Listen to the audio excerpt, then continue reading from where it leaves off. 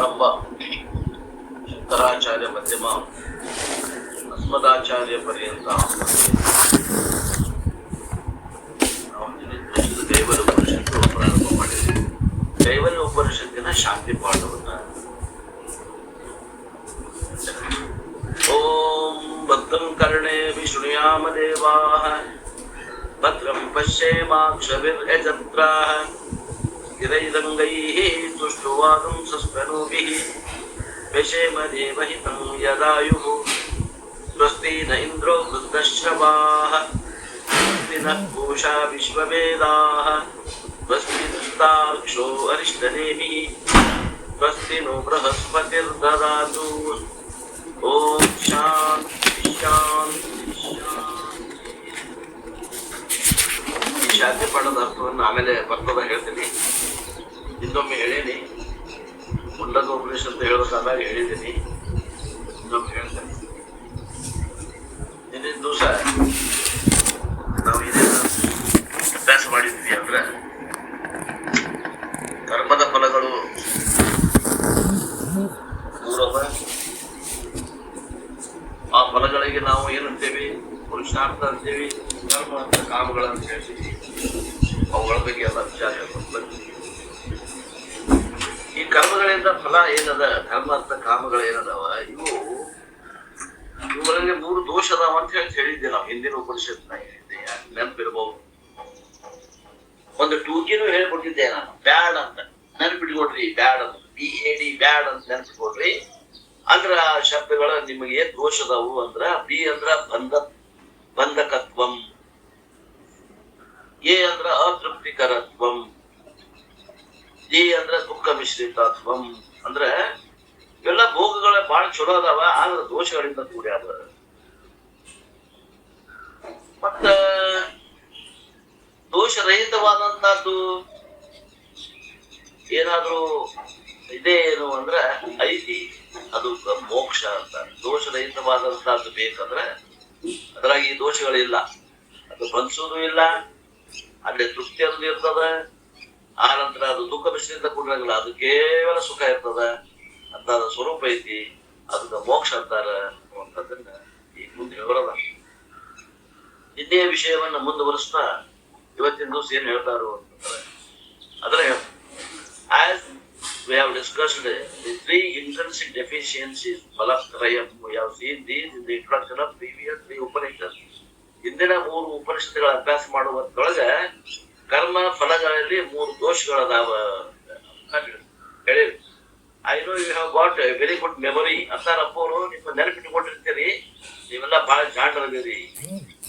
But since I have problem, I lovely recollecting. ನನಗೆ ಸಮಸ್ಯೆ ಅದ, ಅದಕ್ಕೆ ನಾನು ಇನ್ನೊಮ್ಮೆ ಹೇಳಕ್ ಪ್ರಯತ್ನ ಮಾಡ್ತೀನಿ ಅಂತಾರಪ್ಪ. ಅವ್ರು ಆಕ್ಚುಲಿ ಅವ್ರು ಮರ್ತಿರಂಗಿಲ್ಲ, ನಾವು ಮರ್ತಿರ್ತೇವೆ. ಅವ್ರು ನನ್ನ ಮ್ಯಾಗ ಹಾಕಿ ಹಿಂಗ್ ಮಾತಾಡಕತ್ತಾರಪ್ಪ, ನಾವು ಮರ್ತ ಬಿಡ್ತೇವೆ ಅಂತ. I am loudly recollecting, that's all. Just as every rose plant has a wonderful rose and an inevitable thorn, the Palam rose plant also has an interesting thorn. ಗುಲಾಬಿ ಹೂವದ ಗಿಡ, ಗುಲಾಬಿ ಗಿಡ, ಆ ಗಿಡದಲ್ಲಿ ಗುಲಾಬಿ ಹೂಗಳದಾವ. ಆ ಗುಲಾಬಿ ಹೂಗಳಿಗೆ ಒಳ್ಳೆಯ ಆಕರ್ಷಣೀಯವಾದಂತಹ ಬಣ್ಣನೂ ಅದ, ಆ ನಂತರ ಒಳ್ಳೆ ಸುವಾಸನೆನೂ ಅದ. ಆಕರ್ಷಕ ಇಲ್ಲಂತಲ್ಲ, ಅದ್ರ ಹತ್ರ ಹೋದ್ರಿ ಅಂದ್ರ ಆ ಮುಳ್ಳು, ಆ ಏನದ, ಆ ಹೂವಿನ ಹಿಂದ ಮುಳ್ಳದ. ಇವು ಹೂ ಹರಿಯಾಕ ಹೋದ್ರೆ ಮುಳ್ಳು ನಿಮ್ ಕೈ ಚೂಸ್ತದ. ಹಂಗ ಈ ಕರ್ಮತ್ರಯಗಳಿಂದ ಬರುವಂತ ಫಲ, ಧರ್ಮಾರ್ಥ ಕಾಮಗಳು ಹೆಂಗದಾವು ಅಂದ್ರೆ ರುಚಿಯೇನು ಅದಾವ. ಇವು ಇಲ್ಲ ಅಂತಲ್ಲ, ರುಚಿ ಇಲ್ಲ ಅಂತ ಅನ್ನೋದಿಲ್ಲ ವೇದಾಂತ, ರುಚಿ ಅದಾವ. ಆದ್ರೆ ದೋಷಗಳಿಂದ ಕೂಡಿದ ಒಂದು ಮುಳ್ಳದ ಅಂತ ಹೇಳ್ತೀವಲ್ಲ, ಹಂಗ ಹೂವಿನ ಹಿಂದೆ ಹೆಂಗ್ ಮುಳ್ಳದ, ಹಂಗ ಈ ಕರ್ಮ ಫಲತ್ರಯಗಳಲ್ಲಿ ದೋಷದಾವ.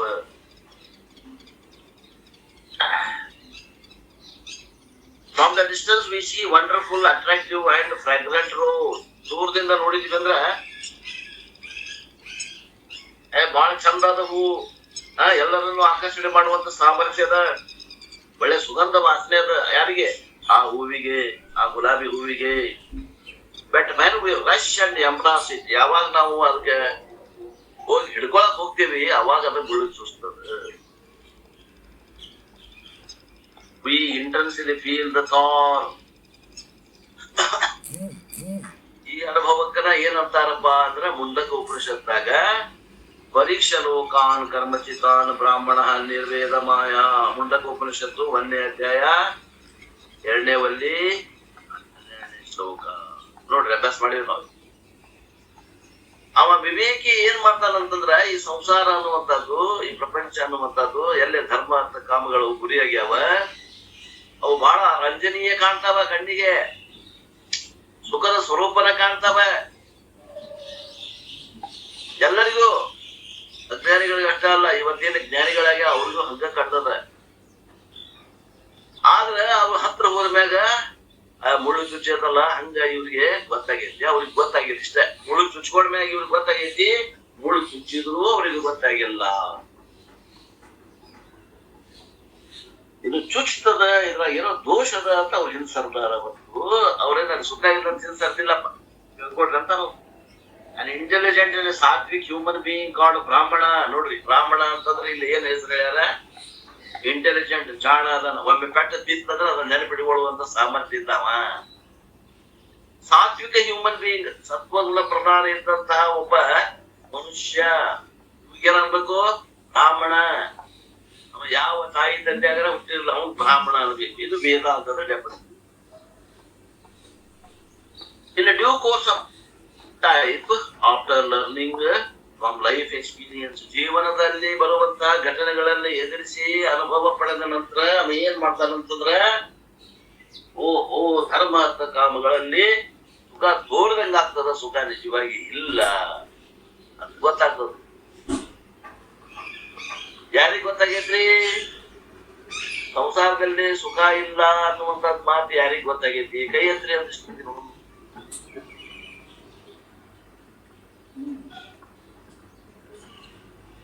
ಸಂಸಾರದಲ್ಲಿ ಸುಖ ಇಲ್ಲ ಅನ್ನೋದು Sharanappa Sajjan Vivekananda have raised their hands. Ashok Modi and 2 more have raised their hands.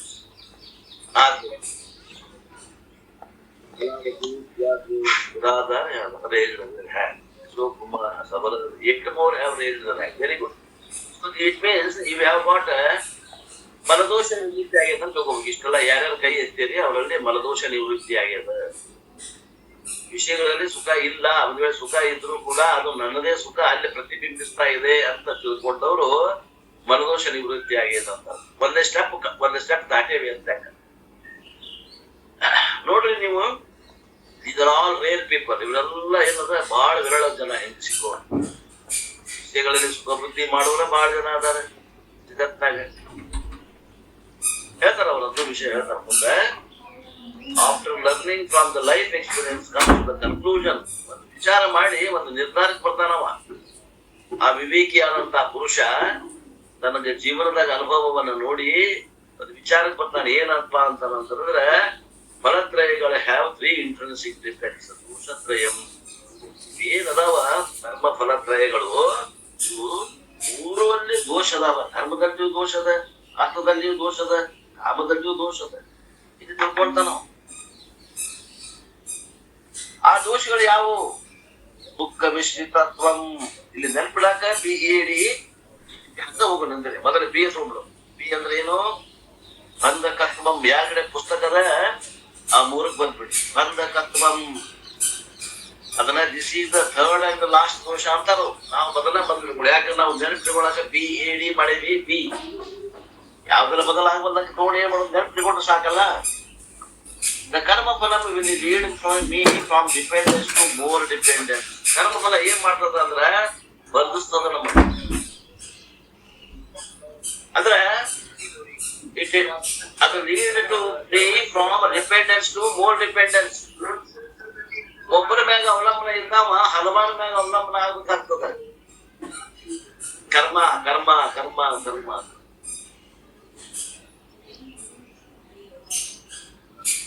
Previously, I was unhappy because I didn't have 5 things. ನಾ ಮೊದಲ ಯಾಕೆ ದುಃಖಿತ ಆಗಿದ್ದೆ ಅಂದ್ರೆ ನನ್ನ ಹತ್ರ 5 ವಸ್ತುಗಳು ಇಲ್ಲ. 5 ವಸ್ತುಗಳು ಇಲ್ಲ. ಯಾವ 5 ಇಲ್ಲ ಅಂತ ತಿಳ್ಕೊಡ್ರಿ. ಏನಿಲ್ಲ? ರೊಕ್ಕ ಇಲ್ಲ. ಏನಿಲ್ಲ? ಮನಿ ಇಲ್ಲ. ಏನಿಲ್ಲ? ಆಸ್ತಿ ಇಲ್ಲ. ಏನಿಲ್ಲ? ಬಟ್ಟೆ ಇಲ್ಲ. ಏನಿಲ್ಲ? ಉಣ್ಣಾಕ ಏನಿಲ್ಲ. ಹಿಂಗೊಂದು 5 ಕೊರತೆಗಳದಾವ ಅಂತ ತಿಳ್ಕೊಡ್ರಿ. ಹುಟ್ಟಿದಾಗಿಂದ ಹಿಡಿದು ನಾವು ಹರೇಕ ಬರೋಮಟ ಇವು 5 ಕೊರತೆ. ತಾಯಿ ಇಲ್ಲ, ನನ್ಗೆ ತಂದೆ ಇಲ್ಲ, ಸಣ್ಣ ವಯಸ್ಸಿಗೆ ತೀರ್ಕೊಂಡಾರ. ಹಿಂಗ ಏನಾರ ಒಂದು 5 ಕೊರತೆಯಿಂದ ಪ್ರಾರಂಭ ಆಗೈತಿ ಜೀವನ ಅಂತ ತಿಳ್ಕೊಡ್ರಿ. ಈ ಕರ್ಮ ಕಾಂಡಗತ ಜೀವನ ಅಂತ ಮುಂದುವರೆದಂಗ ಏನಾಗ್ತಾವ ಅಂತಂದ್ರೆ ಇವು 5 ಉಳಿದಿಲ್ಲ. ಈಗ ನಾನು ಬೇಕಾದಂತ ದೊಡ್ಡ ವ್ಯಾಪಾರಸ್ಥ ಆಗೇನಿ.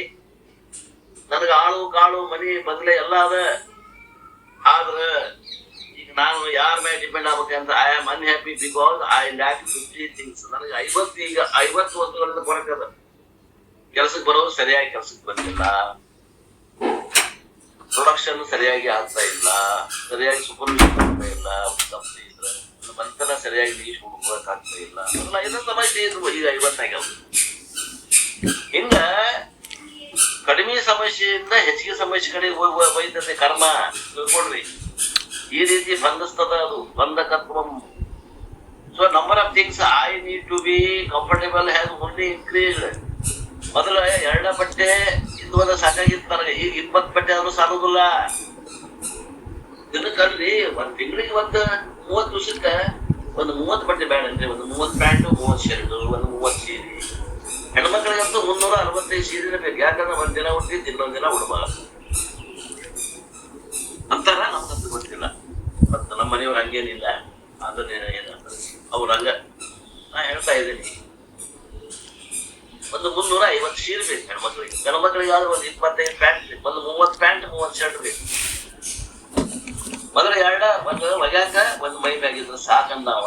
ಈಗ 24 ಸಾಲಗಲ್ಲ, 34 ಸಾಲಗಲ್ಲ. ಇದೇನು ಕರ್ಮದ ಮ್ಯಾಗ ಅವಲಂಬನ ಆಗೋದ್ರಿಂದ ಅದು ನಮ್ಮನ್ನ ಬಂಧಿಸ್ತದ. ಒಬ್ಬ ಮನುಷ್ಯರಿಗೆ 5-6 ಚಪ್ಪಲಿ ಬೇಕ್ರಿ. ಈಗ ಮೊದಲು ಒಂದಿದ್ರೆ ಸಾಕಾಗ್ತೈತಿ. ಈಗ ಬೂಟು, ಚಪ್ಪಲಿ, ಹವಾಯಿ ಅದು 6 ಬೇಕು. ಹೌದು, ಅದೆಲ್ಲ ಮ್ಯಾಚಿಂಗ್ ಬೇಕು. ಮತ್ತೆ ಈಗ ಏನು ಡ್ರೆಸ್ ಹಾಕೋತಿರಲ್ಲ, ಆ ಡ್ರೆಸ್ಗೆ ಮ್ಯಾಚಿಂಗ್ ಬೇಕು. So the number of things I need to be comfortable has been increase. ನಾ ಆನಂದದಿಂದ ಇರ್ಬೇಕಂದ್ರೆ ಈಗ ನಾನು ಮೊದಲು 2 ವಸ್ತುಗಳ ಮ್ಯಾಗ ಅವಲಂಬನ ಆಗ್ತಿದ್ದೆ. ಈಗ 30 ವಸ್ತುಗಳನ್ನ ಅಥವಾ 50 ವಸ್ತುಗಳ ಮ್ಯಾಗ ಅವಲಂಬನ ಆಗಿದೆ. ಅಂದ್ರೆ ನನ್ನ ಪ್ರಯಾಣ ಎಲ್ಲಿಂದ ಎಲ್ಲಿಗೆ ಹೋತು ಅಂತಾರ ಅವರು. I have now travelled from dependence to more dependence.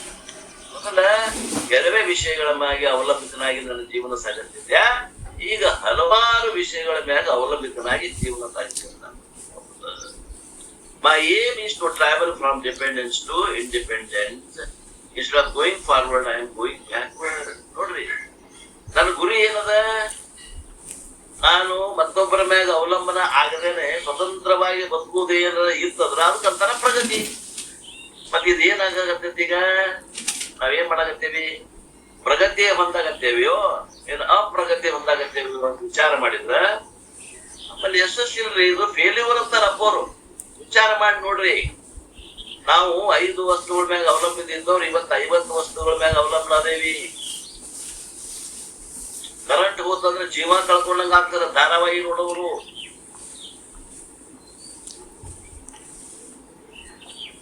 ಸಾಪಡಿಸ್ತಾರ, ಅವ್ನು ಬೈತಾರ, ಕರೆಂಟ್ ತೆಗ್ದಾವ, ಎಂತ ಹೊತ್ನಾಗ ತೆಗದ, ಎಂತ ಚಲೋ ನಡೆದಿತ್ತು ಕಾರಣ. ಮೊದಲು ಎಲ್ಲಿ ಟಿವಿ ನಿಂತಿದ್ದಿಲ್ಲ, ಅವಾಗ ಆರಾಮಿದ್ರ ಮಂದಿ. ಈಗ ಆರಾಮದಲ್ರಿ? ಟಿವಿ ಇದ್ದಾಗ ಆರಾಮದಾರೋ, ಟಿವಿ ಇದ್ದಾಗ ಆರಾಮದಾರೋ ವಿಚಾರ ಮಾಡಿ. ಆದ್ದರಿಂದ ನಾವು ಪ್ರಗತಿ ಬಂದಾಗತ್ತೇವೋ ಏನು ಅವನತಿ ಬಂದಾಗತ್ತೇವೋ?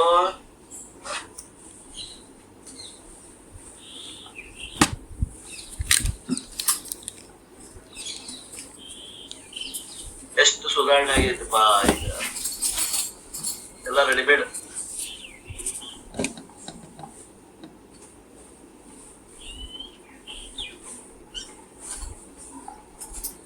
ಮೊದಲೆಲ್ಲ ಹಿಟ್ಟು ಮನೆ ಅನಿಸ್ತಿದ್ವಿ, ಈಗೆಲ್ಲ ಗಿರಣಿಗೆ ಅವ. ಮೊಬೈಲ್ ಯೂಸ್ ಮಾಡಿ ಹುಡುಗರು ಡಿಪ್ರೆಷನ್ ಉಂಟು. ಮೊಬೈಲ್ ಯೂಸ್ ಮಾಡಿ ಹುಡುಗರು ಡಿಪ್ರೆಷನ್ ಇರ್ತಾರೆ. ನೋಡ್ರಿ, ಈಗ ಮೊದಲ ಆರಾಮಿದೆ ಸುಖದಿಂದಿದ್ವೋ ಈಗ ಸುಖದಿಂದಿದ್ದೇವೆ ಅಂತ ವಿಚಾರ ಮಾಡಿ, ಒಂದು ಪರೀಕ್ಷೆ ಲೋಕ ಕರ್ಮಚಿತ್ತಾನ ವಿಚಾರ ಮಾಡಿದ್ರೆ ನಿಮ್ಮ ಬಾಲ್ಯ ಜೀವನ, ನಮ್ಮ ಬಾಲ್ಯ ಜೀವನ ನಾವು ವಿಚಾರ ಮಾಡಲ್ಲ. ಅವಾಗ ಆರಾಮಿದ್ವಿ, ಈಗ ಆರಾಮದಿವ್ಯೋ?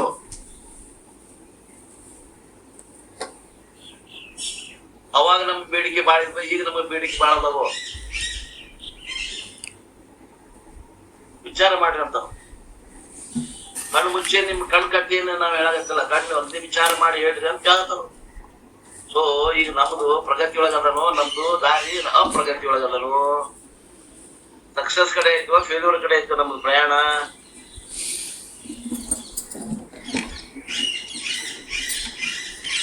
Going forward, I am going backward. This is God ಬಂಧಕತ್ವಂ. ಬಂಧಕತ್ವಂ ಹೇಳಿದ್ರು. ಈಗ ಏ ಅನ್ನುವಂಥದ್ದು ಏನ್ ಅನ್ನೋದನ್ನ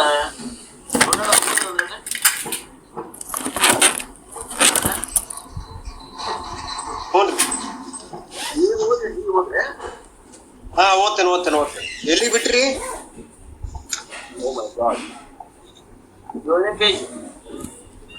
ಹಾ 7ನೇ ಪೇಜ್. ಏನು ಎಂಟರ್ಪ್ರೈಸ್?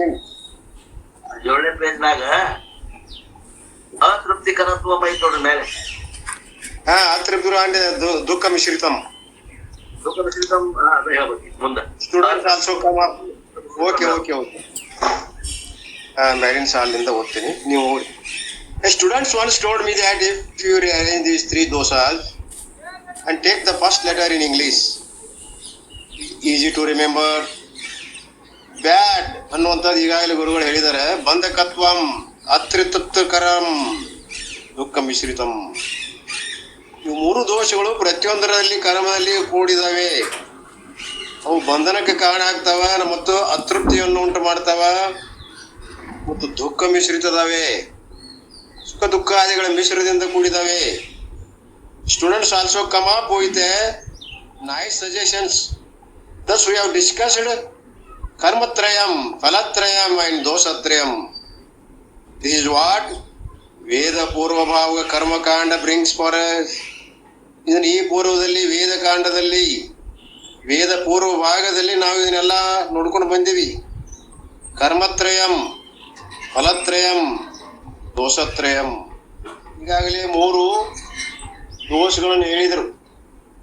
ಈ ಒಂದು ವಿಶ್ವ ಈ ಎಲ್ಲ 3 ದೋಷಗಳಿಂದ ಕೂಡಿದೆ. ಕರ್ಮಚಿತಾನ್ ಲೋಕಾನ್ ಅಂತ ಹೇಳ್ಕೊಂಡು ಬಂದರು. ಈ ವಿಶ್ವ ಕರ್ಮಕೃತಾದ ಯ ಮತ್ತು ಪರಗಳಲ್ಲಿ ಎಲ್ಲ ಕರ್ಮಕೃತಾವ. ನೀವು ಸ್ವರ್ಗಾದಿ ಲೋಕಗಳನ್ನು ತಗೊಂಡ್ರು ಕೂಡ, ಯಾವ ಶಿವಲೋಕ, ವಿಷ್ಣು ಲೋಕ, ಬ್ರಹ್ಮಲೋಕ, ಇವೆಲ್ಲವೂ ಕೂಡ ಕರ್ಮಚಿತ. ಇವು ಕೂಡ ಕಾಲಾಂತರದಲ್ಲಿ ನಾಶ ಆಗ್ತವೆ. ಈಗ ಅಷ್ಟೇ ಅಲ್ಲ, ಮೇಲಿನ ಲೋಕಗಳು ಕೂಡ ಕರ್ಮಚಿತ. ಪುಣ್ಯ ಇರಲಿ ಪಾಪ ಇರಲಿ, ನರಕನು ಕೂಡ ಕರ್ಮಚಿತ. ಇವೆಲ್ಲವೂ ಕೂಡ ಭೋಗಿಸ್ಲಿಕ್ಕೆ, ಪಾಪ ಪುಣ್ಯಗಳನ್ನ ಭೋಗಿಸ್ಲಿಕ್ಕೆ ತಯಾರಾದಂತ ಇವು ಲೋಕಗಳು. ನಿಜವಾದ ನಮ್ಮ ಸ್ವರೂಪವನ್ನ ತಿಳ್ಕೊಳ್ಳಿಕ್ಕೆ ಅಲ್ಲ. ಆದ್ರಿಂದ ಈ ಏನ್ ತೋರ್ತದೆ ಎಲ್ಲ ಕರ್ಮಚಿತ, ದೋಷತ್ರಗಳಿಂದ ಕೂಡಿದ. ಒಂದೇದ್ದು ಅತೃಪ್ತಿ ಅನ್ನುವಂಥದ, ದುಃಖ ಮಿಶ್ರಿತದ. ಇದು ಬಂಧನಕ್ಕೆ ಕಾರಣ ಆಗ್ತದ, ಕಟ್ಟಿ ಆಗ್ತದ. ಇದು ಕಾಮ ಕ್ರೋಧಾದಿಗಳು, ಅವಿದ್ಯ, ಕಾಮ ಕರ್ಮಾದಿಗಳು ಏನದಾವಲ್ಲ, ಇವು ಸಹಜ ಗುಣ. ಇದು ನಮ್ಮ ಕರ್ತೃ ಕರ್ಮ ಅದಲ್ಲ. ಈ ಲೋಕಾದಿಗಳು ಕರ್ಮಚಿತಾನ್, ಕರ್ಮದಿಂದ ಕೂಡಿದಂತ ಈ ಲೋಕಗಳು ನಮ್ಮನ್ನು ಕಟ್ಟಿ ಹಾಕ್ತವೆ. ನಮ್ಮನ್ನು ಜನನ ಮರಣ ರೂಪವಾದಂತ ಸಂಸಾರದಲ್ಲಿ ಬಂಧಿಸಿ ತಿರುಗಾಡಿಸ್ತವೆ. ಆದ್ರಿಂದ ಇವು ದೋಷ ಅದಾವ. ಹೊರಗಿನ ಎಲ್ಲಾ ಲೋಕಗಳು ಹಿಂಗದ. Enterprising human being after going this for a length of time we ask a question. Will you ask a question? Is there some goal that is free from these 3 intrinsic defects? ನಾವು ಈಗಾಗಲೇ ಗುರುಗಳು ಹೇಳ್ಕೊಂತ ಬಂದಾರೆ. 4 ಪುರುಷಾರ್ಥಗಳನ್ನು ಹೇಳ್ಕೊಂತ ಬಂದಾರೆ. ಅದನ್ನು ವಿಚಾರ ಮಾಡುವಂತ ಪ್ರಸಂಗ ಇದು. ಏನು? ಧರ್ಮ, ಅರ್ಥ, ಕಾಮ, ಮೋಕ್ಷ. ಕೆಲವು 3 ಏನದಾವಲ್ಲ, ಅಮುಖ್ಯದವ, ಗೌಣದವ. ಕೊನೆಯದಾದಂತ ಮುಖ್ಯ ಪುರುಷಾರ್ಥ ಅದಲ್ಲ, ಮೋಕ್ಷ ಅನ್ನುವಂಥದ್ದು. ಅದರ ಕಡೆ ಗಮನದೇನು, ವಿಚಾರ ಮಾಡಿದ್ರೇನು ಅಂತ ಕೇಳ್ತಾರೆ. ನಿಮ್ಮ ಬುದ್ಧಿ 3ರಲ್ಲಿ ಓಡ್ತಾ ಇದೆ. ಅವಿದ್ಯೆ, ಕಾಮ, ಕರ್ಮಗಳಿಂದ ಕೂಡಿದಂತ ಧರ್ಮ, ಅರ್ಥ, ಕಾಮ ಇವು ಅನಿತ್ಯದವ. ಇವು ಎಷ್ಟ ನಾವು ಸಂಪಾದನೆ ಮಾಡಿದ್ರು ಕೂಡ ಅವರ ನಮ್ಮ ಕೈ ಬಿಟ್ಟು ಹೋಗ್ತಾವ, ಅಥವಾ ಅವುಗಳಿಗಿಂತ ಮೊದಲು ನಾವಾರ ಹೋಗ್ತೀವಿ. ಆದ್ರಿಂದ ಅತೃಪ್ತಿಕರ ಅದಾವ, ನಮಗ ಬಂಧನಕ್ಕೆ ಕಾರಣ ಆಗ್ತಾವ ಅನ್ನೋದು ವಿಚಾರ ಮಾಡಿದ್ರೇನು. ಆದ್ರೆ ಇದಕ್ಕಿಂತ ಏನಾದ್ರೂ ಒಂದು ಹೊಸದು, ನಾಶ ಆಗದಿರ್ತಕ್ಕಂಥದ್ದು, ಶಾಶ್ವತವಾಗಿರುವಂತದ್ದು, ಸದಾನಂದದಿಂದ ಇರುವಂತ ಯಾವ್ದಾದ್ರ ಲೋಕದೇನು ಅಂತ ಕೇಳ ವಿಚಾರ ಮಾಡಿರೇನು ಅಂತಾರ ಅವರು. ಏನದು? ಈಸ್ ದೇರ್ ಸಮ್ ಗೋಲ್, ಪುರುಷಾರ್ಥ, ಇದಕ್ಕಿಂತ ಹೆಚ್ಚಿನ ಒಂದು ಪುರುಷಾರ್ಥ ಯಾವ್ದಾನು ವಿಚಾರ ಮಾಡಿರೇನು? ದಟ್ ಈಸ್ ಫ್ರಮ್ ದೀಸ್ 3 ಇಂಟರ್ಜೆಂಟಿಕ್ ಡಿಫೆಕ್ಟ್ಸ್. ಈ 3 ದೋಷಗಳಿರಬಾರ್ದು. ಅದು ಬ್ಯಾಡ್ ಅನ್ನುವಂಥದ್ದು ಹೇಳಿದ್ರಲ್ಲ ಈಗ. ಬ್ಯಾಡ್ ಅಂದ್ರೆ ಏನು? ಬಂಧಕತ್ವಂ, ಆಮೇಲೆ ದುಃಖ ಕೂಡಿದಂಥದ್ದು, ಅತೃಪ್ತಿಕರ ಅನ್ನುವಂಥದ್ದು. ಈ 3 ದೋಷಗಳ ರಹಿತವಾದಂಥದ್ದು ಏನಾದ್ರು ಅದೇನು ಹೇಳ್ತಾರ. ಇವೆಲ್ಲ ನಿಮಗೆ ಏನ್ ಮಾದವ? ಕಂಡಾಕ್ಷಣ ರಮಣೀಯವೆಲ್ಲ ಉಂಡಾಕ್ಷಣ ವಿರಸದಲ್ಲಿ ನಿಂತಲ್ಲ. ಆ ಚುಚ್ಚುದು ಗೊತ್ತಾಗುದಿಲ್ಲ. ಗುಲಾಬಿ ಹೂವಿಗೆ ಹೇಳಿದ್ರ ಅವರು, ಒಮ್ಮೆಗೆ ಗುಲಾಬಿ ಹೂ ಅಂತ ಹೊಕ್ಕೇವಿ, ಕೈಗೆ ಚುಚ್ಚುದು ಗೊತ್ತಾಗುದಿಲ್ಲ. ಹಂಗ ಹೂವಿನಂತೆ ಈ ಜಗತ್ ಕಂಡ್ರು ಕೂಡ ದುಃಖ ಮಿಶ್ರಿತದ ಅನ್ನುವಂಥದ್ದು ನಮ್ಗೆ ಗೊತ್ತಾಗುದಿಲ್ಲ. ಅದಕ್ಕ ಬ್ರಾಹ್ಮಣ ನಮ್ಮ ಯಾರು ವಿವೇಕಿ ಆದಂತ ಪುರುಷ ನಿರ್ಮೋಹಂ ಆಯ, ಇದರಿಂದ ವಿರಕ್ತ ಆಗ್ಬೇಕು. ನಿರ್ಮೋಹಂ ನಿರ್ವೇದಂ ಅಂದ್ರ ವಿರಕ್ತಿಯನ್ನ, ನಿರ್ವೇದ ಅಂದ್ರೆ ವಿರಕ್ತಿಯನ್ನ ಆಯಾ ಹೊಂದಬೇಕು. ಯಾರು ತಿಳಿದವರು ಬ್ರಾಹ್ಮಣರಂತಲ್ಲ, ಅವ್ರಷ್ಟ ಅಲ್ಲ. ಬ್ರಾಹ್ಮಣ ಅಂದ್ರೆ ವಿವೇಕಿಗಳು. ಇಡೀ ವಿಶ್ವ ಏನದ ಕರ್ಮಚಿತ ಅದ. ಇದು ಬುದ್ಧಿಯು ಸ್ವರೂಪದ ಅಸ್ಥಿರದ ದುಃಖಕರ ಅನ್ನುವಂಥದ್ದನ್ನ ಸರಿಯಾಗಿ ತಿಳ್ಕೋಬೇಕು. ನಿರ್ವೇದಂ ಆಯಾ ವೈರಾಗ್ಯವನ್ನು ಹೊಂದಬೇಕು. ಇದಕ್ಕಿಂತ ಮತ್ತೊಂದೇನಿಲ್ಲ. ಇದರಿಂದ ದೂರ ಸರಿಬೇಕು. ಯಾಕ? ಇಲ್ಲಿಂದ ಹಿಡ್ಕೊಂಡು ಎಲ್ಲಾ ಲೋಕಗಳ ದುಃಖದವು. ಇವು ಅವಿದ್ಯಾ ಕಾಮ ಕರ್ಮಗಳಿಂದ ಬಂಧಿಸ್ತಾವ ಅಂತ ತಿಳ್ಕೊಂಡು ಜಾನ್ ಆದವ ಎಂದ್ ಸರಿಬೇಕು ಅಂತಾರ ಅವ್ರು. ಇದನ್ನ ವಿಚಾರ ಮಾಡಿರೇನು? ಎಂದ್ ಸರದ್ರೇನು? ದೀಸ್ 3 ಇಂಟರ್ಜೆಂಟಿಕ್ ಡಿಫೆಕ್ಟ್ಸ್, ಈ 3 ದೋಷಗಳದಾವ ಅನ್ನೋದು ಕಂಡಿಡಿದ್ರೇನು? ನಿರ್ದೋಷ ಪುರುಷಾರ್ಥ ಅಸ್ತಿ ವನವಾ. ಈ ನಿರ್ದೋಷ ಅನ್ನುವಂಥದ್ದು ಈ 3ರಲ್ಲಿ, ಈ 3 ಪುರುಷಾರ್ಥಗಳಲ್ಲಿ ಏನದಾವಲ್ಲ, ಯಾವ 3 ಪುರುಷಾರ್ಥಗಳು? ಧರ್ಮ, ಅರ್ಥ, ಕಾಮ. ಇವು ದೋಷದಿಂದ ಕೂಡ್ಕೊಂಡಾವ, ಇವು ಬಂಧಕ ಕಾರಣ ಆಗ್ಯಾವ. ಆದ್ರಿಂದ ಇವನ್ನ ತಿಳ್ಕೊಂಡು human beings don't ask this question because the majority of mediocre, ನಮಗೆ 3ರಲ್ಲಿ ಮೆಜಾರಿಟಿ ಅದ. 99.9 ಈ 3 ಏನದಾವಲ್ಲ, ಧರ್ಮ, ಅರ್ಥ, ಕಾಮ, ವರ್ಣಾಶ್ರಿತ ಧರ್ಮಗಳ ಅನುಸಾರವಾಗಿ ಬಾಳೆ ಮಾಡ್ಬೇಕಪ್ಪ. ಇಲ್ಲೇನು ನಾವು ಕೊಂದು ತರಬಾರದು. ಲೋಕದಲ್ಲಿ ಕೀರ್ತಿವಂತರಾಗಬೇಕು, ಸರಿ. ಆದ್ರೆ ಮುಂದಿನ ವಿಚಾರ ಮಾಡಿರೇನು? ಧರ್ಮವಂತನಾಗಿ ಬಾಳ ಬೇಡ ಅನ್ನೋದಲ್ಲ, ಬೇಕಾದಷ್ಟು ಗಳಿಸು, ಅರ್ಥವನ್ನು ಗಳಿಸು, ಧರ್ಮಾನುಸಾರವಾಗಿ ನೀನು ವರ್ಣಾಶ್ರಮ ಧರ್ಮಗಳಾನುವಾಗಿ ನೀನು ಪಾಲಿಸು, ಅದು ಒಳ್ಳೇದೇ. ಆದ್ರೆ ಮುಂದಿನ ಹೆಜ್ಜೆ ಯಾವುದು? ಇವೆಲ್ಲವುಗಳನ್ನ ನೀವು ಅತೃಪ್ತಿ ಅದಾವ ಅಂತ ತಿಳ್ಕೊ, ವಿಚಾರ ಮಾಡು. ಇಲ್ಲಿವರೆಗೆ ನಾ ಪಡೆದಂತ ಸುಖ ಶಾಶ್ವತತೆನಿಲ್ಲೋ, ಓರೆಡುವಂತದ್ದೇನೋ, ಇನ್ನಾದ್ರೂ ಪಡೆಯಬೇಕಾದದ್ದೇನು ವಿಚಾರ ಮಾಡಿದೇನು? ನೆಕ್ಸ್ಟ್ ಕ್ವಶನ್ ಇದು. ಬಿಕಾಸ್ ದ ಮೆಜಾರಿಟಿ ಮೆಡಿಕೋರ್, ಎಲ್ಲ ಮೆಜಾರಿಟಿ ಇದ್ದವರು ಅದನ್ನು ವಿಚಾರ ಮಾಡಬಹುದು. They have resigned to the situations in life, therefore they are not enterprising enough to ask this question. ಬಹಳಷ್ಟು ಜನ ಇದ್ರ ಬಗ್ಗೆ ತಲೆನೇ ಕೆಡಿಸಿಕೊಳ್ಳೋದಿಲ್ಲ. ಯಾವ ಕಂಡಾನ್ ಬಿಡೋ ಮುಂದಿಂದು ತಲೆ ಕೆಡಿಸ್ಕೊಳ್ಳೋದಿಲ್ಲ. ಇರೋ ಮಠ ತಿಂದು ಉಂಡು ಸತ್ ಹೋಗಿ ಬಿಡೋದು. ಏನದ ಕಾವು ಪಿವೋ ಮೋಜ್ ಮಾರೋ, ಇಷ್ಟಕ್ಕ ಸೀಮಿತದ ಬುದ್ಧಿ ಅಂದ್ರೆ ಫಾರಿನರ್ಸ್ ಬುದ್ಧಿ. ದೃಶ್ಯವಾದಂತ ಪದಾರ್ಥಗಳಲ್ಲಿ ನಮ್ಮ ಸುಖವನ್ನು ಹುಡುಕುವಂತದ್ದು. ಇರು ಮಠ ಹೋಗ್ಲಿ, ಮುಂದೆ ಏನಾರ ಆಗ್ಬೋದು. ಇಷ್ಟ ನಮ್ಮ ಬುದ್ಧಿ ಸೀಮಿತದ ಹೊರತಾಗಿ ಇದಕ್ಕಿಂತ ಹೆಚ್ಚಿನಲ್ಲಿ ಇನ್ನೊಂದು ಅದಪ್ಪ. ಇವು ನಿರಾಶೆ ತರ್ತಾವ, ದುಃಖರದಾವ, ಬಂಧಿಸ್ತಾವ. ಹಂಗಾರೆ ಇನ್ನೊಂದು ಶಾಶ್ವತವಾದಂತ ನಿತ್ಯ ಸುಖ ಯಾವ್ದಾರದೇನ ಅದ್ರ ವಿಚಾರ ಮಾಡೋದಿಲ್ಲಲ್ಲ ನಾವು. ಅದು ಹೇಳ್ಯಾರ, ಏನ್ ಹೇಳ್ಯಾರ? ಅಕೃತ ಕೃತೇನ ಆಸ್ತಿ. ಅಕೃತ ಅಂದ್ರ ನಿತ್ಯವಾದಂತ ಮೋಕ್ಷ, ಕೃತೇನ ನಾಸ್ತಿ, ಕರ್ಮದಿಂದ ಆಗುದಿಲ್ಲ, ಕರ್ಮಕೃತದಿಂದ ಆಗುದಿಲ್ಲ. ನಿತ್ಯ ವಸ್ತು ಮೋಕ್ಷ ನಮಗ ಎಷ್ಟು ಕರ್ಮಗಳನ್ನು ಎಷ್ಟು ಜನ್ಮ ಮಾಡಿದ್ರು ಆಗ್ತದೇನು? ಅಕೃತ ಕೃತೇನ ನಾಸ್ತಿ, ಆಗುದಿಲ್ಲ, ಯಾವ ಜನ್ಮಕ್ಕೂ ಆಗುದಿಲ್ಲ. ಅದಕ್ಕೆ ಮುಂದೆ ಹೋಗ್ಲಿಕ್ಕೆ ಇಚ್ಛಾ ಮಾಡೋದಲ್ಲ ಮೆಜಾರಿಟಿ ಮಂದಿ. They have resigned to the situations. ಅಷ್ಟಕ್ಕೆ ನಿಂತು ಸಾಕಪ್ಪ ನಮಗ ಅಂತ ಬಿಟ್ಬಿಡ್ತಾರೆ. Therefore they are not enterprising enough to ask this question. ಈ ಪ್ರಶ್ನೆ ಹಾಕೊಳ್ಳೋದಿಲ್ಲ. They take the life as it is and they are satisfied with such a mediocre life.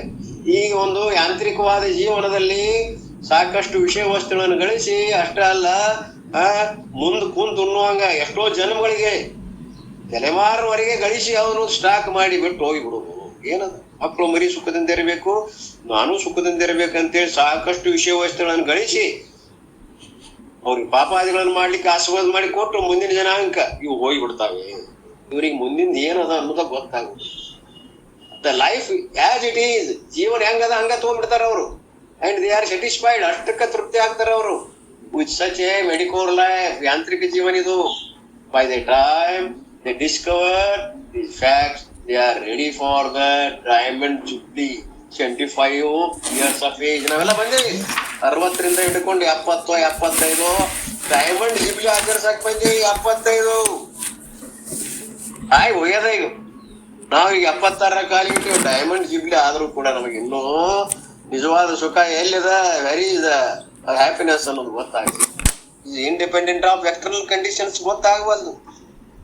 ಇದು ನಿನ್ನ ಒಳೆಯುವುದು ಸುಖ ಪದವು ಅನ್ನುವಂಥದ್ದು ಇನ್ನೂ ಅರ್ಥ ಆಗವಲ್ದು. ಇನ್ನೂ ವಿಷಯಗಳಲ್ಲಿ ಇದೆ ಅನ್ನೋದು ಇಟ್ಟದ ಹೋಗವಲ್ದು. ಸಿಲ್ವರ್ ಜಿಬ್ಲಿ ಆದ್ರು, ಗೋಲ್ಡನ್ ಜಿಬ್ಲಿ ಆದ್ರು, 100 ಆದ್ರು, naturally the youthful enthusiasm is gone and therefore they are not ready for an enterprising spiritual pursuit. ಹೋಗ್ಯದ, ಅರೆ ಕಳೆದ ಹೋಗ್ಯದ, ಮುಪ್ ಬಂದದ, ಅದ್ರ ಒಪ್ಕೊಳಕ್ ತಯಾರದ್ರೇನು? ಇನ್ನೊಂದ್ ಅದಪ್ಪ ಪಾರಮಾರ್ಥಿಕ ಮಾರ್ಗ, ಶಾಂತಿ ಜೀವನ ಅದ. ಪಾರಮಾರ್ಥಿಕವಾದಂತ ಯಾವ ನಿತ್ಯ ನಿರಂತರವಾದ ಸುಖದ ಜೀವನದ ಅನ್ನೋದು ಗೊತ್ತದೇನು?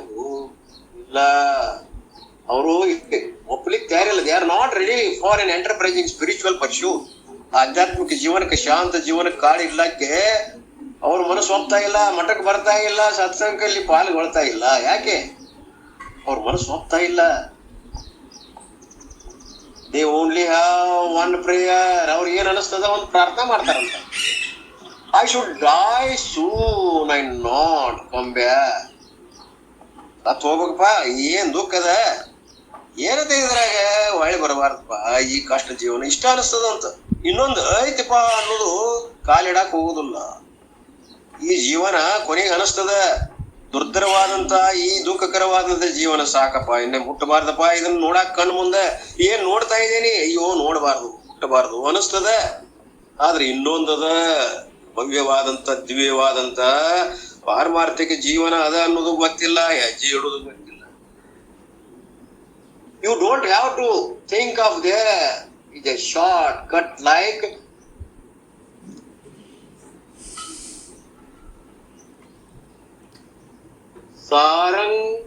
ಶರಣಗತಿ. ಕರೆಕ್ಟ್, ಇಂಗ್ಲಿಷ್ ನೊಳಗ ಶರಣಗತಿ. ಇನ್ನಾದ್ರೂ ಈ ಭವಕ್ಕೆ ಏಸಬಾರ್ದು ಅಂತ ತಿಳ್ಕೊಂಡು ಶರಣ ಆಗೋದು. ಸಾಕಪ್ಪ ಭಗವಂತ, ಈ ದೇಹದ ಒಂದು ತೃಪ್ತಿ ಬೇಡ ನನಗಿನ್ನ, ನಿನ್ನ ಆನಂದವನ್ನು ಕೊಡುವಂತ ಶರಣಾಗತಿಯಾಗಿ ಪರಮಾತ್ಮನಲ್ಲಿ ನಾವು ಅದನ್ನು ಬಯಸ್ತೇವೇನು? ಆ ಒಂದು ದಿವ್ಯವಾದಂತ ಅಗೋಚರವಾದಂತ ಶಕ್ತಿ ಇದಕ್ಕೆಲ್ಲ ಕಾರಣದ ಅನ್ನೋದು ಒಪ್ತೇವೇನು? ಇಲ್ಲ, ಶರಣಾಗತಿ ಹೊಂದುವುದಿಲ್ಲ. The majority resign to their faith because the energy is not there. ಎಲ್ಲ ದೈವದ ಮೇಲೆ ಅವಲಂಬನೆ ಮಾಡ್ಕೊತಾರ ಅವ್ರು. ನಸೀಬದಾಗ ಐತಿ ಬಿಡಪ್ಪ, ಹಿಂಗೈತಿ ನಮ್ದು ಕರ್ಮದ ತೀರಿಸ್ಬೇಕಲ್ಲ, ಇಷ್ಟ ಕರ್ಮ ಚಿತಾನ್. ಯಾಕ ಬಲಿ ಹಾಕ್ಬಿಟ್ಟದ ನಮಗ, ಅವಿದ್ಯಾ ಕಾಮ ಕರ್ಮಗಳು ವೈವಿಧ್ಯ ಹಾಕ್ಬಿಟ್ಟಾವ, ಅದ್ರೊಳಗ ನಮ್ ಬುದ್ಧಿ ಓಡ್ತದೆ. ಅದ ಅವಿದ್ಯೆ ನಮ್ಮನ್ನ ಮುಂದೆ ಹೋಗಕ್ ಬಿಡುದಿಲ್ರಿ, ಹೆಜ್ಜೆ ಹಾಕಿ ಬಿಡುದಿಲ್ಲ. ಅದು ಪೋಷಕ ಆಗ್ಯದ. ಅವಿದ್ಯಾ ಕಾಮ ಕರ್ಮಗಳು ಇವನ ಲೌಕಿಕ ಜೀವನಕ್ಕ ದೊಡ್ಡ ಬಂಗಾರವು, ಸಾಧನ ಆಗ್ಯಾವು.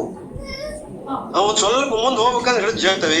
ಅಲ್ಲೇನಾಯ್ತು, ಅವ್ರ ಹಂಗ ಮಠದಾಗ ಒಬ್ಬ ದೇವ್ರದಾನಂತ ಯಾವ ನೋಡ್ಯಾನ, ಬಂದ್ ಹೇಳ್ಯಾನ, ಅದ ಬಂದ್ ಐತಿ ಹಿಂಗ. ಇಲ್ಲ, ಯಾಕೆ ಹೊಕ್ಕಿರಿ? ದೃಶ್ಯವಾದಂತ ಪದಾರ್ಥಗಳಲ್ಲಿ ಅಭಿರುಚಿ ಉಳ್ಳವರು. ದೃಕ್ಕದಲ್ಲಿ ಅವರು ಲಕ್ಷ್ಯ ಇಲ್ಲ. ಒಂದು ದೃಶ್ಯ ಪದಾರ್ಥಗಳಿಗೆ ಒಂದು ದೃಕ್ಕವಾದಂತ ಸಾಕ್ಷಿಯಾಗಿ ನೋಡ್ತಕ್ಕಂಥ ಅರುರೂಪ ಅದ ಅನ್ನುವಂಥದ್ದು ಅವ್ರಿಗೆ ಗೊತ್ತೇ ಇಲ್ಲ. ದೃಶ್ಯ ವಿವೇಕ ಇಲ್ಲ ಅಂತವ್ರು ಅಂತಾರೆ. ಅದಕ್ಕೆ ಶಾರ್ಟ್ಕಟ್ದೊಳಗೆ ಹೇಳುವುದಂದ್ರೆ ಶರಣಾಗತಿ ಅವ್ರು ಬಯಸೋದು. The majority resign to their faith. ತನ್ನ ಹಣೆಬರವನ್ನ ಅಲ್ಲಿ ಹಾಕಿಬಿಡ್ತಾರ ಅವ್ರು. ದೈವೇಚ್ಛಪ್ಪ, ಇಷ್ಟ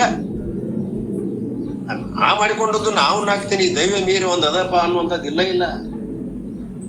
ಯಾಕ ಅವ ಎನರ್ಜಿ ಇಲ್ಲ, ನಿಸ್ಸಾಯಕಾಗಿ ಬಿಟ್ಟಾನ, ಎಲ್ಲಾ ಎನರ್ಜಿ ಹೋಗಿಬಿಟ್ಟದ ದೇಹದೊಳಗ.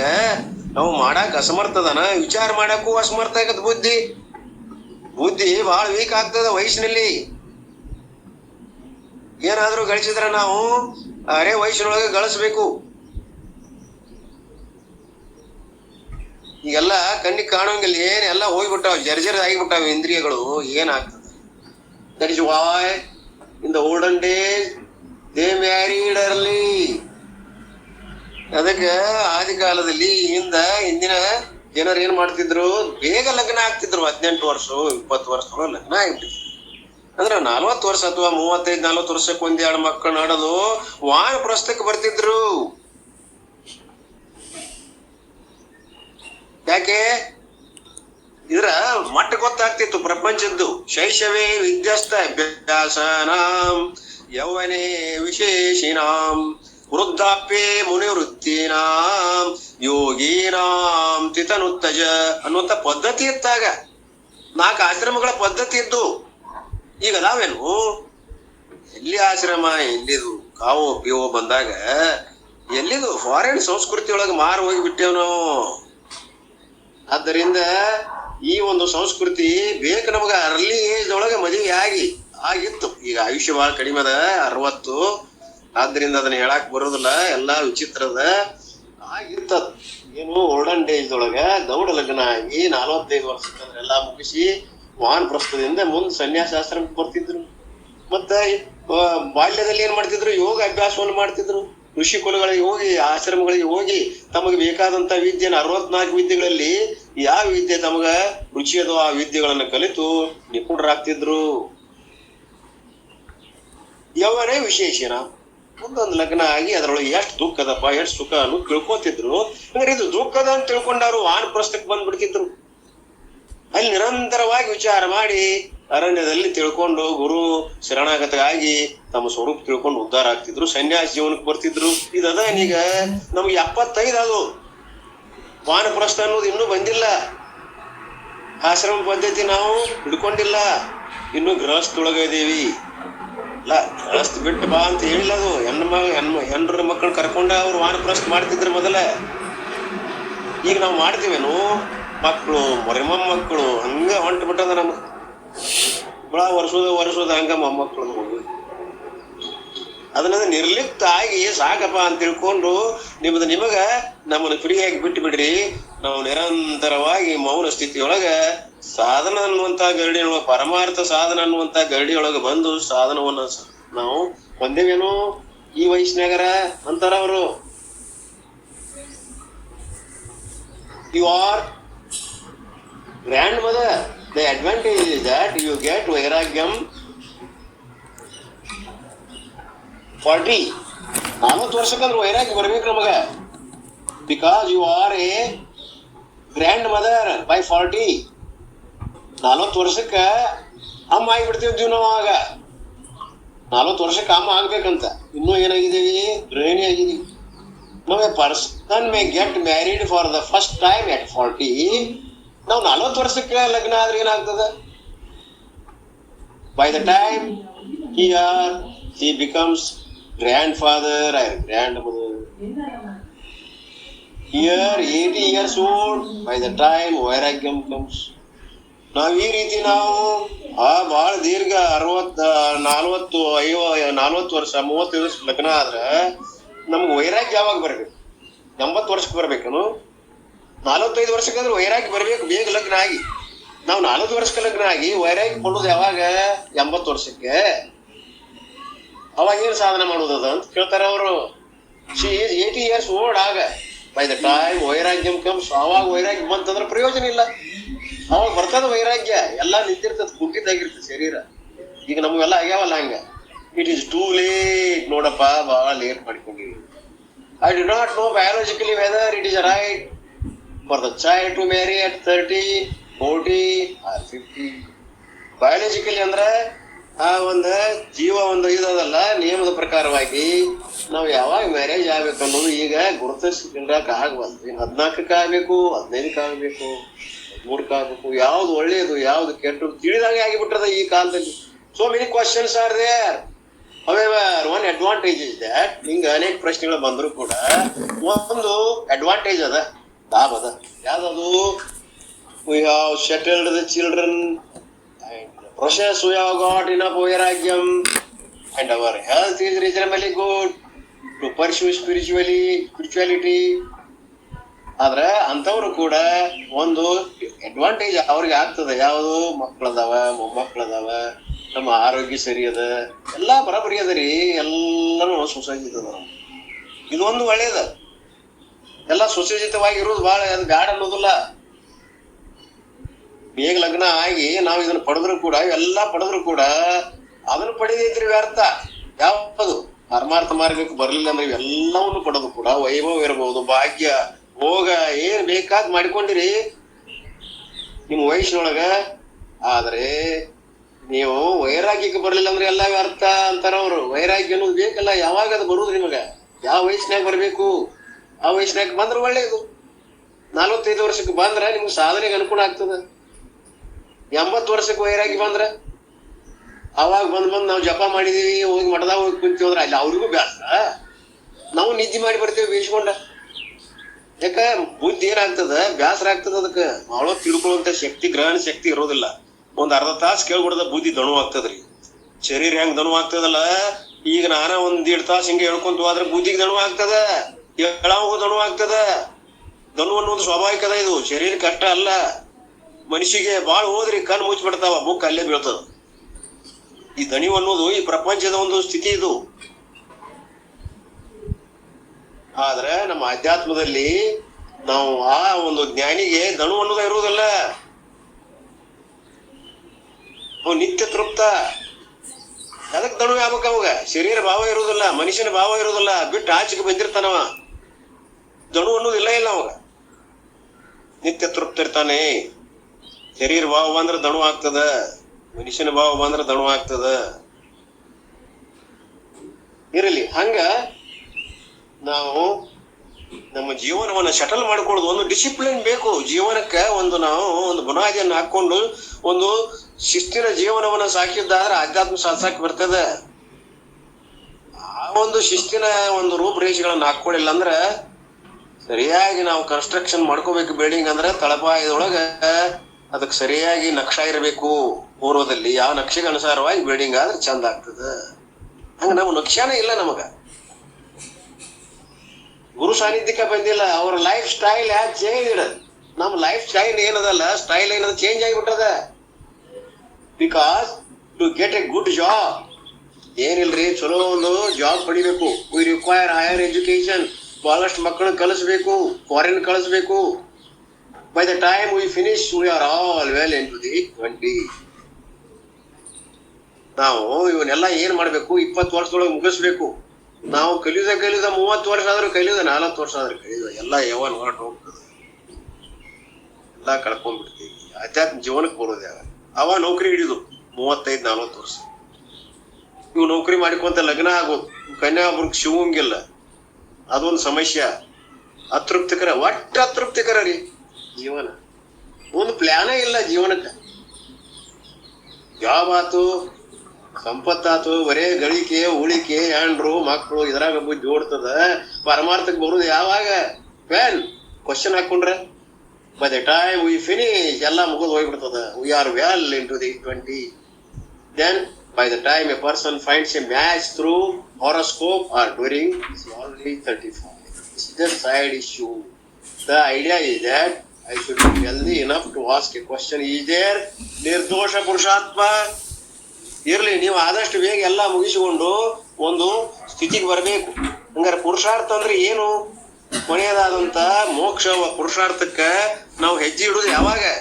4ನೇ ಘಟ್ಟಕ್ಕೆ ಬರೋದು ಯಾವಾಗ? 3 ಘಟ್ಟಗಳನ್ನ ದಾಟಿ 4ನೇ ಘಟ್ಟಕ್ಕೆ ಯಾವ ವಯಸ್ಸಿಗೆ ಬರೋರು, ಯಾವಾಗ ಬರೋರು? ನೀವ ಪ್ರಶ್ನೆ ಹಾಕೋರಿ, ನಿಮ್ಗೆ ಗೊತ್ತಾಗ್ತದ ಅಂತಾರವ್ರು. ಈಗ ಬಂದಿರೇನು 4ನೇ ಘಟ್ಟಕ್ಕ? No, not at. ಇನ್ನು ಕೆಲವ್ರು ಬಂದಿಲ್ಲ. ನಾವು ಎದಕ್ಕ? ಸನ್ಯಾಸ ವಾನಪ್ರಸ್ಥಕ್ಕ ಬಂದೇವೇನು? ವಿಚಾರ ಮಾಡಿ. ಇನ್ನು ಹಿಡ್ಕೊಂಡು ಕುಂತೇವೋ? ಅವ್ರೇನು ಹಿಡ್ಕೊಂಡು ಕುಂತಿಲ್ಲ, ನಾವು ಹಿಡ್ಕೊಂಡೇವು ಗಟ್ಟಿಯಾಗಿ. ಯಾವ ವಿಷಯ ವಸ್ತುಗಳು ಯಾರು ನಮ್ಮನ್ನು ಗಟ್ಟಿಯಾಗಿ ಬಂಧಿಸಿಲ್ಲ. ನೀನು ಹೆಡೆ ಮುಡಿ ಕಟ್ಟಿದವ್ರು ಯಾರು? ನೀನ ನಿನ್ನ ಮನುಷ್ಯೊಳಗೆ ಕಟ್ಕೊಂಡಿ, ನೀನ ಬಿಡಬೇಕು. ಹಂಗಾರೆ ಬಿಟ್ಟಿರೇನು ಹೇಳ್ತಾರ. ಇನ್ನಷ್ಟು ಹೆಚ್ಚು ಕಟ್ಕೊಳಕೈತಿರೋ? ನನಗೆ ಇನ್ನ ಬೇಕು, ಮಕ್ಳು ಬೇಕು, ಮರಿಮ ಮಕ್ಳು ಬೇಕು, ಆಸ್ತಿ ಗಳಿಸ್ಬೇಕು, ಇನ್ನಷ್ಟು ಅದನ್ನ ಮಾಡ್ಬೇಕು, ಇದನ್ನ ಮಾಡ್ಬೇಕು. ಇನ್ನು ಮಾಡುವುದದು, ಮಾಡುದು ಬಿಟ್ಟು ಇರುವುದೇನು? ನಮ್ ಪ್ರಯಾಣ ಒಳಗದೇನು, ಏನು ಹೊರಗದೇನೋ? ವೃತ್ತಿ ಇದು ಹೊರಗಿಂದು ಬಹಿರ್ ವೃತ್ತಿ ಹೋಗ್ಯದೇನು? ಪ್ರವೃತ್ತಿ ಮಾರ್ಗ ಬಿಟ್ಟು ನಿವೃತ್ತಿ ಮಾರ್ಗಕ್ಕೆ ಬಂದೇವೇನು? ಯಾವ್ದೋ ವಯಸ್ಸಿರಲಿ ಹೋಗ್ಲಿ. ನಮ್ ಹೊರೋಸ್ಕೋಪ್ ನೋಡ್ಕೋರಿ ಅಂತಾರ ಅವ್ರು. ನಿಮ್ದ ಭವಿಷ್ಯ ಕನ್ನಡಿ ಒಳಗ್ ಕೈಯಾಗ ಐತಿ, ನೋಡ್ಕೊಂಡ್ ನೋಡ್ರಿ. ಇದ್ರೊಳಗ ಇದೀರಿ, ಹೊರೋಸ್ಕೋಪ್ ನೋಡ್ರಿ. Match through ಹೊರೋಸ್ಕೋಪ್. ಡೇಟಿಂಗ್ ಅವಧಿ ಏನದ? ನೀವು 35 ಇದಿರೋ 45 ಇದಿರೋ ನಮ್ಗೆ ಗೊತ್ತಿಲ್ಲ, ಆದ್ರೆ ನಿಮ್ ಹಾರೋಸ್ಕೋಪ್ ನೋಡ್ಕೊಂಡಿರೇನು ಮುಂದಿಂದು? The idea is that I should be healthy. ನಿಮ್ ಐಡಿಯಾ ಏನದ? ನಾ ಆರೋಗ್ಯದಿಂದ ಇರಬೇಕು, ಇನ್ನಷ್ಟು ಗಳಿಸ್ಬೇಕು, ಉಳಿಸ್ಬೇಕು, ಇದನೋ? ಅಥವಾ ನೀನ್ ನಿರ್ದೋಷ ಪುರುಷಾರ್ಥಕ್ಕೆ ಬಂದಿರೋ? The Vedas themselves declare that there is another ಕಾಂಡ, ಜ್ಞಾನ ಕಾಂಡ. ವೇದಗಳು ಹೇಳ್ತಾವ ಇನ್ನೊಂದು ಕಾಂಡದ ಜ್ಞಾನ ಕಾಂಡ ಅನ್ನುವಂಥದ್ದು. ನಿತ್ಯ ಮುಕ್ತವಾದಂತ ಸತ್ಯ ರೂಪವಾದಂತ ಸದಾ ಶಾಶ್ವತ ಸುಖವನ್ನು ನೀಡತಕ್ಕಂತ ಒಂದು ಸ್ಥಿತಿ ಅದಪ್ಪ, ಜೀವನ್ ಮುಕ್ತಿ ಸ್ಥಿತಿ ಅದ. ಅಲ್ಲಿ ಯಾವ ದುಃಖ ದುಮ್ಮಾನಗಳೆಲ್ಲ, ಇನ್ನೊಂದಿಲ್ಲ, ಮಗದೊಂದಿಲ್ಲ. ನೀನೇ ಆತ್ಮ ಸ್ವರೂಪದಿಂದ ಬ್ರಹ್ಮ ಸ್ವರೂಪದಿಂದ ಇದ್ದೆ ಅಂತಂದ್ರ ನಿತ್ಯ ಸುಖನ ಇರ್ತದ. ಅತ್ಯಂತ ದುಃಖ ನಿವೃತ್ತಿ ಪರಮಾನಂದ ಪ್ರಾಪ್ತಿ ರೂಪವಾದಂತ ಒಂದು ಮೋಕ್ಷ ಸ್ಥಿತಿ ಅದ. ಅದನ್ನ ಪಡೆದೇ ತೀರ್ಬೇಕನ್ನುವಂತ ಒಂದು ನಿಲುವನ್ನ ನೀ ತಾಳಿ ಅದರಲ್ಲಿ ಉಳಿಬೇಕಂತ ಪ್ರಯತ್ನ ಮಾಡಿದಿ ಅನ್ನುವಂತ ನಾವು ಮಾಡಿಲ್ಲ ಅನ್ನುವಂತ ಒಪ್ಕೊಳ್ಳುವಂತ ಮಾತು. ಅದನ್ನ ನೀವೆಲ್ಲರೂ ಏನ್ ಮಾಡ್ಬೇಕು?